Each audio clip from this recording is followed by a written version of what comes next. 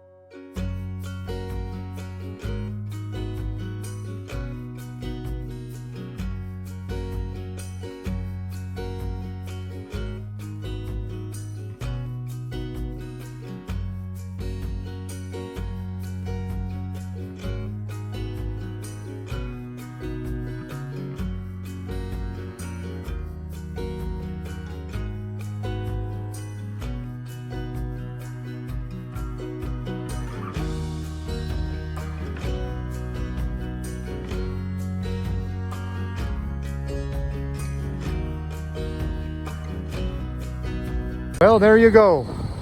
One new 6-inch by 10-inch long spool breakaway.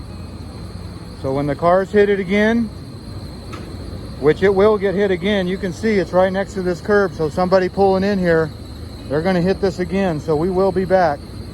But the only thing left is to go turn on the water and to test it for leaks. Let's get to work.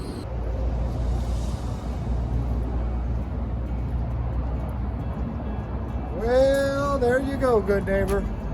A 6-inch fire department hydrant. Does that make sense? A fire hydrant, that sounds better.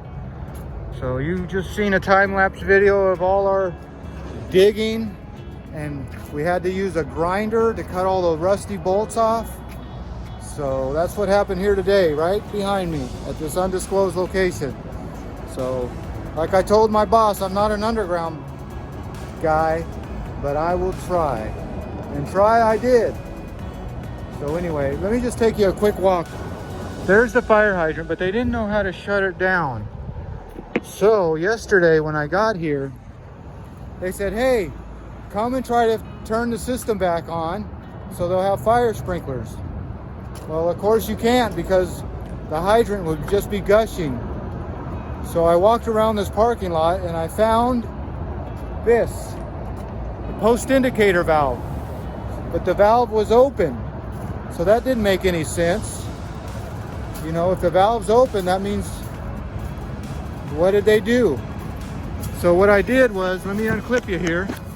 I opened that vault in the ground. I looked in there and I realized there's a big 8-inch check valve in the ground that goes out here. So I started looking around and then I found this, but it wasn't painted red. It was black and it just said water.